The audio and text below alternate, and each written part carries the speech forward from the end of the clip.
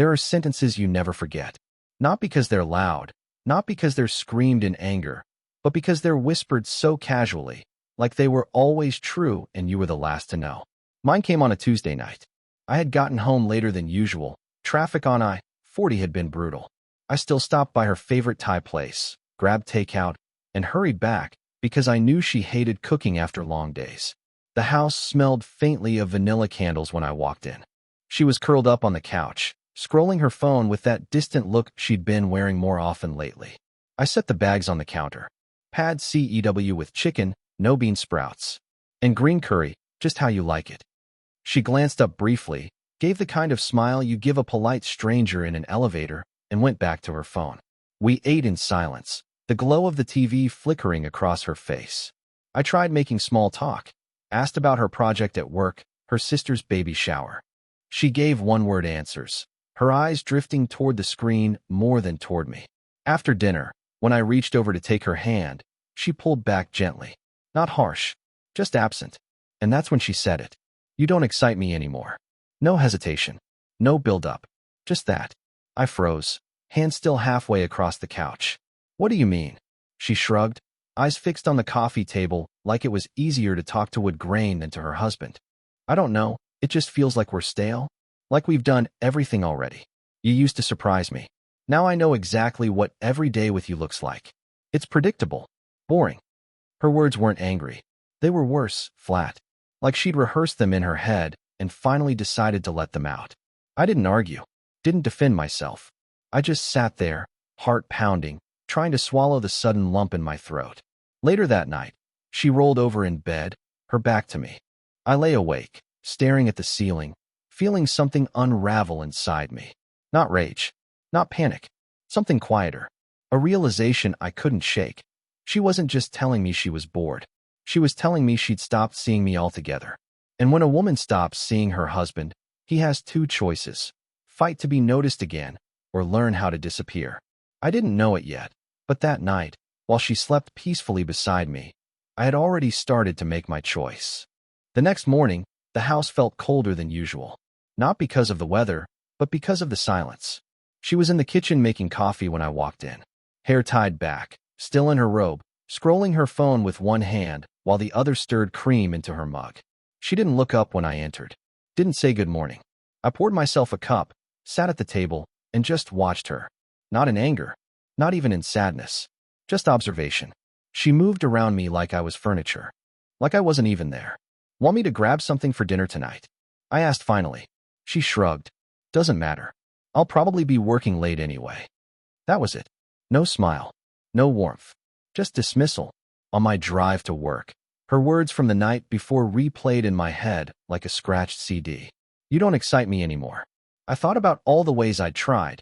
Date nights, weekend trips, small surprises like flowers, or her favorite candy bars. None of it seemed to matter. The truth wasn't that I'd stopped trying. It was that she'd stopped caring. When I pulled into the lot at work, I didn't get out right away. I sat in the truck, gripping the steering wheel, staring at the dashboard. My reflection in the rearview mirror looked tired. Older. Not in years, but in weight. The weight of a man carrying a marriage by himself. That day at work, I went through the motions, inspections, reports, phone calls, but my mind wasn't there. It was in that kitchen, in that bed, in that sentence that echoed louder than the sound of machines buzzing around me. At lunch, I didn't sit with the guys. I ate alone in my truck, scrolling through old photos on my phone. Pictures of us from the early years, road trips, messy dinners, silly faces on the couch. Back when her eyes lit up at the sight of me. Back when she used to say I was her safe place, her spark, her everything. Somewhere along the line, that man disappeared in her eyes. When I got home that evening, she wasn't there. A text sat on my phone, working late. Don't wait up. I reheated leftovers, ate alone at the table, and listened to the house creak in its silence. Later, I stood in the doorway of our bedroom, staring at the empty half of the bed where she should have been. And for the first time, I realized that my life had become nothing but waiting. Waiting for her to come home. Waiting for her to look at me. Waiting for her to love me again. But as I crawled into bed, pulling the blanket over myself, a new thought settled in. What if I stopped waiting? It wasn't a loud thought. It didn't come with fire or fury. It was calm, quiet, like a seed planting itself in the back of my mind. And once that seed is planted, it grows. The following days blurred together, not because nothing happened, but because everything felt the same. She drifted around the house like a ghost. Phone in hand, earbuds in, eyes always elsewhere. We barely spoke beyond the bare minimum. Do you need the car today? Can you grab milk on your way home? Don't forget to take the trash out. Words meant to keep life functioning, not to keep love alive.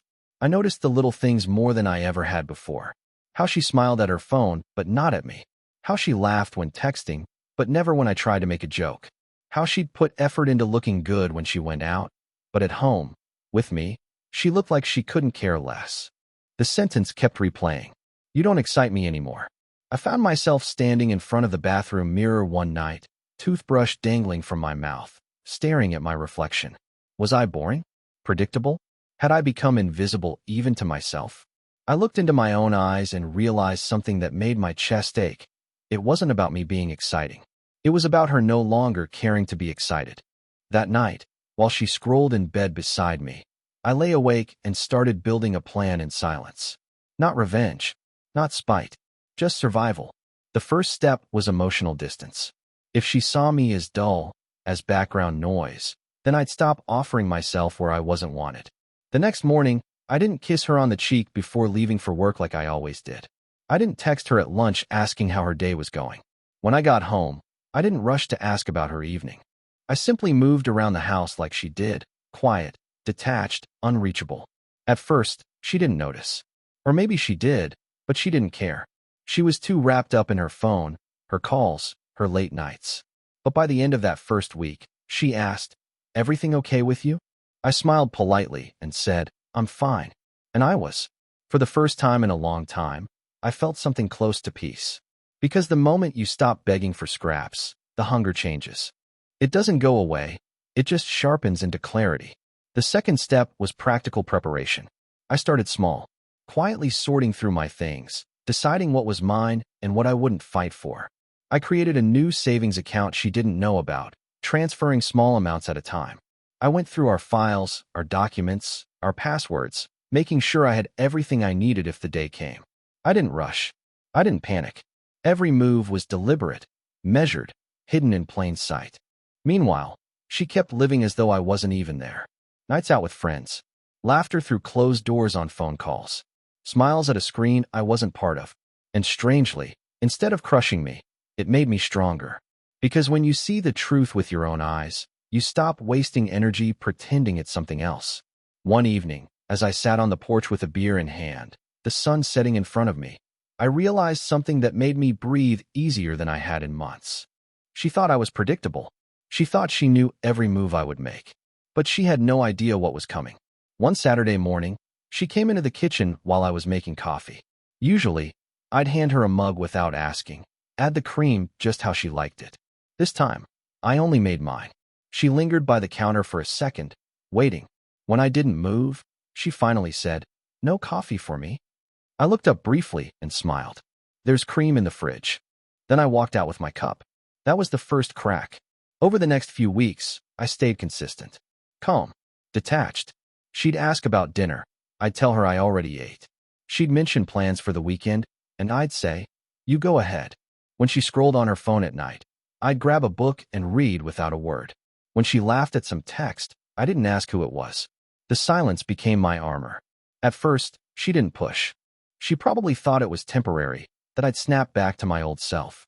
But as the days turned into weeks, I saw the unease flicker across her face. She started testing the waters in small ways, asking if I wanted to watch a movie together, if I could drop her at work, if I'd come with her to a family dinner. Sometimes I said yes, sometimes no, but never with eagerness, never with that old spark. And the strangest thing happened. She began to chase me. One night, I was sitting in the garage scrolling on my phone when she walked in, holding 2 beers. She handed me one, sat across from me, and said, "We don't talk much anymore." I shrugged. Guess we've both been busy. She studied me like I was someone she didn't recognize. And maybe that was true. The man who once begged for her attention was gone. In his place was someone steady, calm, and unreachable. But underneath that calm, I was still preparing. Every night after she fell asleep, I'd sit at the desk in the spare room, quietly organizing my next move. I had a list: bank accounts, documents, lease options for apartments across town. Step by step, I was building a quiet exit. Not dramatic, not loud, just final. And the more I planned, the lighter I felt. One evening, while she was in the shower, her phone buzzed on the nightstand. For a moment, I considered looking. I didn't. I didn't need proof. Because proof doesn't change reality. It only confirms what your heart already knows. I wasn't staying to find out who made her smile. I was leaving because she stopped smiling at me. The day I decided was a Sunday.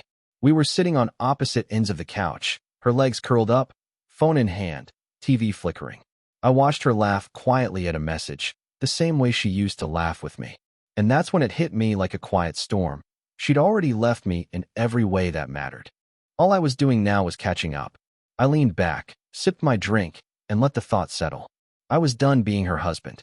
The final week before I left felt like living in a play where both of us knew the ending, but only I had read the script. I kept my routine steady. Work, gym, home. Minimal words exchanged. She started making more effort, asking if I wanted to order takeout, cooking dinner twice in 1 week, even reaching for my hand once when we walked through the grocery store. To anyone else, it might have looked like things were improving, but I knew better. It wasn't love returning. It was fear. She could sense it. Something in me had shifted beyond her reach. And when a man stops chasing, the balance of power tilts. One Thursday evening, I came home to find her dressed up, hair done, perfume lingering in the air. She said she was meeting a friend from work for drinks. Her tone was casual, too casual. I nodded, kissed her cheek lightly, and said, "Have fun." That simple response caught her off guard. She blinked, almost waiting for me to ask questions. But I didn't. I didn't need to. Because what she didn't know was that I had already seen everything I needed. A week earlier, while sorting documents on our shared computer, a message preview had popped up in the corner of the screen. A name I didn't recognize. The few words I caught weren't graphic, but they were enough. Intimate, familiar, the kind of words that don't belong to just friends. I didn't click it. I didn't dig deeper. I didn't need to. That was the night I stopped being her husband in my heart. The night I realized she wasn't just bored. She was already giving the parts of herself that used to belong to me to someone else. And so, on that Thursday night, while she was out, I made my move. I packed slowly, carefully. A duffel bag with only what I needed: clothes, documents, my tools, my laptop. The rest I left behind. Because I wasn't taking baggage with me, not physical, not emotional. On the kitchen counter, I placed a letter. Not long, not bitter, just the truth. You told me I don't excite you anymore. You were right. Because excitement doesn't survive where respect has died. I don't know who you are anymore, but I know who I am. And I won't spend another day waiting for you to see me again. Consider this my last surprise. I set the keys beside the note, took one final look around the house we once called home, and walked out. That night, I didn't cry, didn't rage, didn't even look back when I closed the door. Because the moment I left, I finally understood. Sometimes the strongest move a man can make isn't to fight for her attention. It's to reclaim his own. And she would wake up to the silence she created, the emptiness she never thought would come, and realize the one thing she never believed could happen. The man she thought was predictable was gone forever.